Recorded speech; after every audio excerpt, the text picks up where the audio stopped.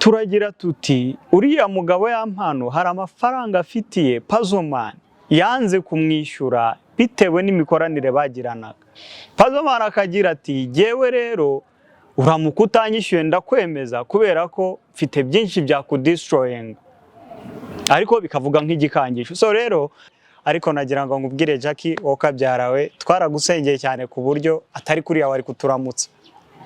Twaragusengeye cyane, twarahangayitse, twatutse abakuzanye kuri kamera tuvuga ngo bari kugusabisha, twakoze byinshi kugira ngo tugaragaze yuko turi kumwe nawe, ariko twatunguwe nyine n'uburyo nawe waturamukije nk'umurwayi twari dutegereje ko ava mu bitaro iki gihe cyose. Wadusuhuje bitari byiza nyine, udusuje bitari byiza. Nagiye mbona kwiyonika ari kugerageza gufata amashusho, umupolisi yamuhiritse cyane rwose, ubona bisa nkaho batari bakeneye ko ayo makuru yamamara bitewe wenda n'ubusabe bw'imfungwa cyangwa bw'uri mu maboko y'ubushinjacyaha. So rero ni byinshi byagiye bigarukwaho, bavuze bati jihadi uyu munsi abo yarimiyeho itaka nabo.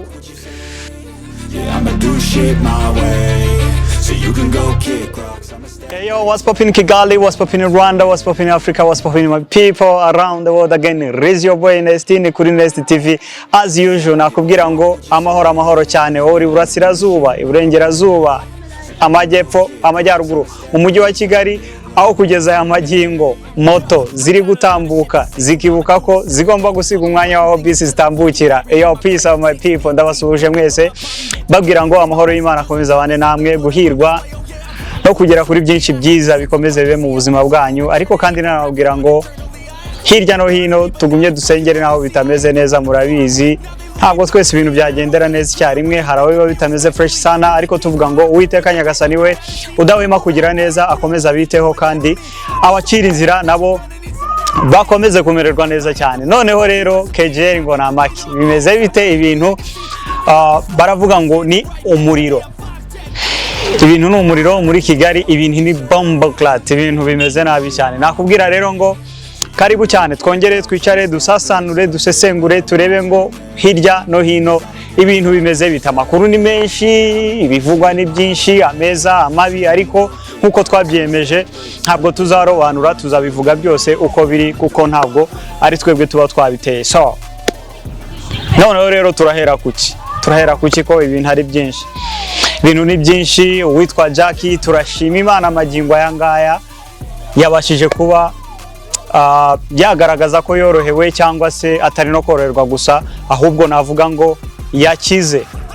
Njyewe ku ruhande rwanjye nahoraga mvuga ntariko rimwe uwazajya kuri kamera ndi gushima Imana, amen, ndi kubwira abantu ko dukwiye kuvuga kuri Jackie, tukavuga kuri Jackie buri munsi buri kanya uko dushobojwe, tumusabira ubufasha ndetse no kuba yatabarwa. Ariko kandi nagiye kugira gutya mbona ndatunguwe. Hari ku mugoroba w'ejo kuwa gatatu nibwo humvikanye space yari iri kuba hostinzwe of course na Godfather nk'ibisanzwe. Numva Jackie ari gusasanura ari gutatura, ari gutonora umuntu. Umutima ndavuga ntese Mana yanjye, urwaye udafata n'akanya kagapoze k'isegonda kwanza ngo abanze ajye mu rusengero ashima Imana, ahubwo akaruhukira kuri kamera ari gutuka abantu.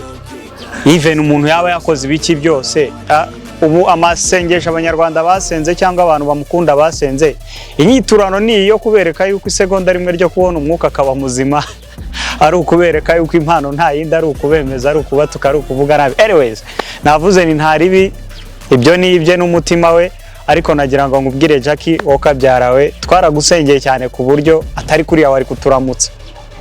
Twaragusengeye cyane, twarahangayitse, twatutse abakuzanye kuri kamera tuvuga ngo bari kugusabisha, twakoze byinshi kugira ngo tugaragaze yuko turi kumwe nawe, ariko twatunguwe nyine n'uburyo nawe waturamukije nk'umurwayi twari dutegereje ko ava mu bitaro iki gihe cyose. Wadusuhuje bitari byiza nyine, udusuje bitari byiza. Nagiye mbona comments z'abantu benshi, niyo mpamvu ngiye ikintu mba ngomba kuvugaho haba hari uburyo nagiye nkumvaho butari bwiza, kandi nicyo tubereyeho. Comment nyinshi abantu bavuga bati ese ubu ngubu amafaranga twamwoherereje, hari abohereje of course, ubufasha twamuhaye bw'amasengesho, kumwitaho se, nuko nguko yagakwiye kubaza umunsi wa mbere gusa tubonye yuko yatoya kuko yatoya akabaraga, ni umunsi wo kuza bitagaragara stili muri ya sura yo gutukana. Eske ibyo amazi bisanyuramo nta nubwo bishobora kumubera ikimenyetso cyangwa isomo ryo guca bugufi kw'isi, aze byibuze ahinduke agaragare ko ari Jackie wahindutse? Reka da, ibyo ngibyo ntabwo ariko byagenze. Rero yaduhaye hayi n'ubundi irimo wa Jackie wacu wa kera. Turavuga ngo ikaze nanone, Imana iguha umugisha. Amen. Imana ishimwe cyane ko yakongeye ikaguha akabaraga, ariko wowe kabyarawe niba bishoboka wanahindura society ikagira ukundi kwimenyera, ntabwo kumenyekana muri buriya buryo ari fresh. Twebwe tuzajya tubivuga gutya tubiceho, ariko ikintu navumbuye cyo ni kimwe, nuko tubivuga twikinira ariko bikagira benshi bihindura. Ngayo nguko rero amakuru ni menshi azahitaho jiwa ako kari kamwe, ibyo ntabwo twagombaga kubinyuraho, byavuzwe cyane. Iki gitondo rero ahagana mu masaa 10 z'ijoro abajene bari bateye amatako ku rukiko, aho uwitwa Jihad yagombaga kwerekezwa ahagejejwe aje kuburana, ngira ngo kwifunga bifungurwa cyangwa kuburanira ibyaha arimo aregwa. Ibyaha bavuze ko ibyashyikirijwe ubushinjacyaha bigera muri 6 byose, ariko kandi buri kimwe gifite uburemere bwacyo n'igihano cyacyo bwite. Ibyo ntabwo turi bubitindeho, mwarabyumvishe cyane, ahubwo tugiye kureba ku buryo uyu munsi wagenze ndetse n'uburyo byari byifashe ku rukiko. Ku rukiko hagaragaye amafoto menshi, amavideo menshi agaragaza Jihad rwose twari tuzi muri morale nyinshi, mu mbaraga nyinshi, nta morale agaragara, nyine nk'ubona yuko biri serious ko yafunzwe ari mu maboko ataraye. Ariko kandi muri ibyo byose byabaye, agira ngo tugire ikintu twiganiraho gatoya. N'abantu mwereka mbabwire ikintu kirenze dukwiye kuzajya dukora abanyarwandakazi. Buriya baravuga ngo aho umugabo aguye undarenzaho utwatsi. Agira inama bene data bose bafite imbaraga n'ubushobozi byo kwicara bakicara imbere ya kamera, okabyarawe useka ejo aho ari wahaca. Ndibuka mu minsi mike yarishize ubwo hafungwaga abagabo babiri, uwitwa K-John Wakabi agafungwa n'umugabo witwa Pazoman. I remember Jihad comments yateyeho cyangwa se ibyo yabavuzeho mu ifungwa ryabo, ariko biratunguranye cyane nyine kubona uyu munsi wa none umuntu wavuze gutyo bimeze bitya. Uyu munsi ari ugiye muri gereza ukajya gusaba kumutiraho kurara, ukamutira akantu ko kwiyorosa, kuko ntekereza ko umuntu agifatwa ntabwo ibyo ngibyo ahita bibona, abitumaho nyuma. So rero aho umugabo aguye undi agakwiye kurenzaho utwatsi. Kandi iki gihugu turimo ni igihugu kigendera ku murongo, amategeko arubahirizwa, nta na kimwe kigomba guca hirya y'amategeko. Bivuze ngo icyangonze ejo cyakugonga, icyagonga uri ejo cyamugonga. Ariko sibyo twifuza, turifuza gukora itangazamakuru rizima rifite umurongo, ritavuga rigamije indonke, ahubwo rivuga rigamije guhindura societe nkuko mpora mbibabwira. Rero navuga ngo ni umunsi wari udasanzwe, ni umunsi nyine twabonye ko wa mugabo nawe wahoraga yishengura ku bandi, wahoraga avuga bino na biriya, nawe bishobora kumubaho. Nibwo twabyemeye kuko urumva nibwo twamubonye nyine hanze nyuma yo kumva amakuru menshi bivuga yuko afunzwe. So ni umugabo utari ufite ibyishimo namba ku maso ye, utanashatse ko agaragara kuri kamera. Abanyamakuru ngira ngo byanagaragaye, hagaragaye akantu k'akavideo gatoya uwitwa Pionika ari kugerageza gufata amashusho. Umupolisi yamuhiritse cyane rwose, ubona bisa nkaho batari bakeneye ko ayo makuru yamamara bitewe wenda n'ubusabe bw'imfungwa cyangwa bw'uri mu maboko y'ubushinjacyaha. So rero ni byinshi byagiye bigarukwaho, bavuze bati Jihad uyu munsi abo yarimiyeho itaka nabo yabasanzeyo gutya na gutya, abo yavuze bamundi neza ibiki byose. Ariko nkuko twebwe nk'abanyarwanda tutifuriza ikibi mugenzi wacu. Hari benshi atavuze nabi, hari benshi yavuze ku kinyamakuru cyakora Dynamic n'ibindi byinshi bigira ibyo bihindura muri societe. Ntabwo erega umuntu uguye mu kintu rimwe bivuga ngo abaye igicibwa, ngo yavuzweho ibibi gusa. Oya, hari n'ibyiza aba yarakoze kameme, hari byiza aba yarakoze, hari inkuru aba yarakoze zikagira icyo zihindura, ariko kandi iz'ubwishongozi biravugwa yuko arizo zari nyinshi. Rero ni umunsi ngira ngo Jihad we yifuzaga kuburana, ariko umuvuganira mu buryo bw'amategeko, umwavoka we yasabye yuko bataburana kubera ko hari dosiye RIB itari yashyikiriza ubushinjacyaha. Nyine hari dosiye ikiri kuri RIB bafite, ngira ngo ubwo wenda hari icyo yabafasha mu miburanire yabo.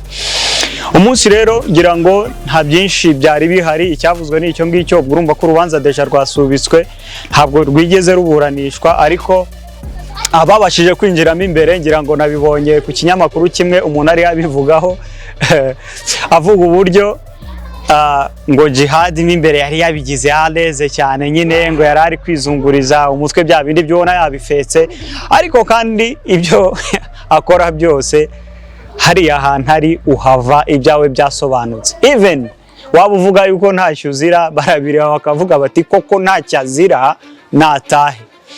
So rero ngira ngo mu bimwe mu byaranzwe uyu munsi ngira ngo nibyo ngibyo. Ya muntu abantu ari muri gereza witwa Pazomani n'uwitwa K-John. Biri no kuvuga yuko muri gereza aho bafunganywe na Pazomani wari kuvuga ati ngewe ibyanjye mubinkureho mubikure kuri jye n'uyu mugabo, ngewe nta kosa mfite, ikibazo gifite uyu mugabo. Ariko nkibaza eske mwabantu uyu mugabo wa Boy ko nabonye yurira indege yagiye ko yigendeye biragenda bitaho abahungu bacu ntibagiye guhurika mu bintu nyamara bibwiraga yuko byoroshye.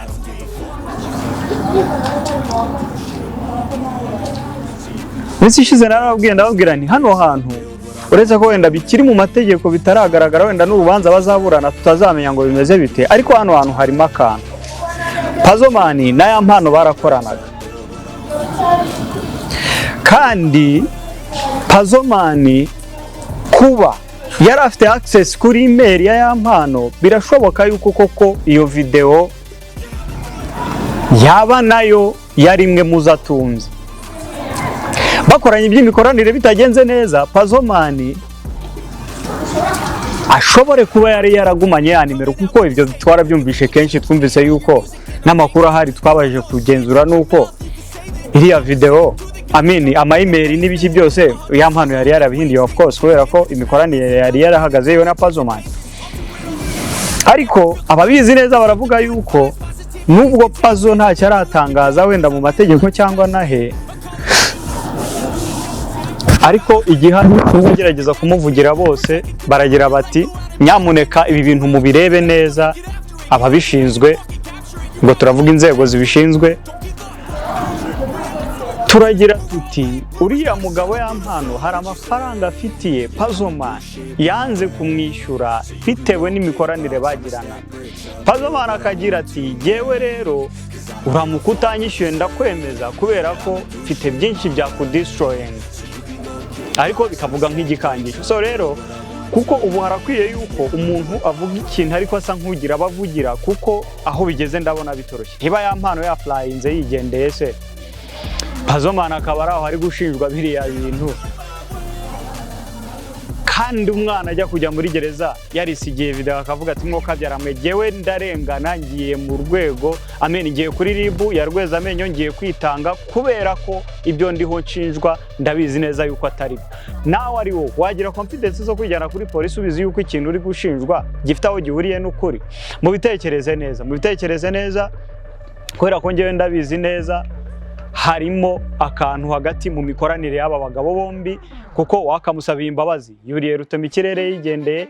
Simbizi niba imbabazi bazitanga kuri telefone, ashobora guhamagara akavuga ati mumubabarire n'ibyo yavugaga, ariko ababishinzwe babirebeho neza, kubera ko nk'abantu mwe tuvuga gereza ariko abayigezemo barabizi. Kandi ikindi indi ngingo wenda kugira ngo mubyumve neza, Pazo ntabwo ari ubwa mbere yaragiye mu mategeko, ntabwo ari ubwa mbere yarafunzwe, ntabwo rero ari injiji cyangwa ntabwo ari umwana, ntabwo ahubuka ku buryo yavuga ngo biroroshye reka nongere nigemure ngo ngiye kwirenganura, ndabizi biroroshye ngiye kwitanga. Wapi kabisa, kuko no muri video yavuze, nubwo wenda ntatekereza ko byoroshye, ariko yari yavuze yuko we yashizemo akana aravuga ngo ngiye kwitanga, ngo bamaze iminsi bampiga ariko ntabwo byanaborohera kumbona. So urumva ko iyo aba yatekerezaga ko ibyo bishoboka yashoboraga kugumya akihisha nk'uko yabivugaga. Anyways, buri kunyirana rero, ngira ngo iyo ngingo n'izindi nyinshi turagenda tubijyamo deeply. Dusoza rwambikanye hagati y'umugabo bita Prince Kiss na Bwiza ndetse na management yiwe, bivuga yuko bamukoreye icyo nakwita ubujura cyangwa ubwambuzi cyangwa ubuhemu ku gihangano gishyashya, ngira ngo ari nacyo bagiye gusora. Bamwe bati ni ukugitwikira, abandi bati si ukugitwikira, ariko kandi sinzi ko Prince Kiss ari mu bantu twafata ko iyo mikino yayizana. Rwambikanye rero haravuga ubujura, bamwibye igihangano kandi batitwaye neza, bishobora kujya no mu nzego zibishinzwe kugira ngo ibyo bintu bikurikiranwe. Abanyarwandakazi rero, kuko ikibazo cy'amasaha yari ya gahunda ya update, yari ya gahunda yo kuba-updatinga, ariko ngira ngo mbabwire tugumye tuvuga ibintu nyine bifite icyo bihindura muri societe. Shout out kuri Sergeant Robert ndetse na Jeswiza, byagaragaye ko gusakuza twagize hari icyo byakoze, kubera ko haje kugaragara video umugabo yicaye ari kwisabira imbabazi z'ibyo yavuze. Bivuze ngo ibyo ari byo byose ibyo tuvuga tubivuze mu buryo bwiza, hari uwajya bibona akiga, nyamara kandi akagira n'icyo yahindura. Nakagaruka rero, ni kuri Nest TV nk'ibisanzwe, nababwira ngo ciao ciao, God bless.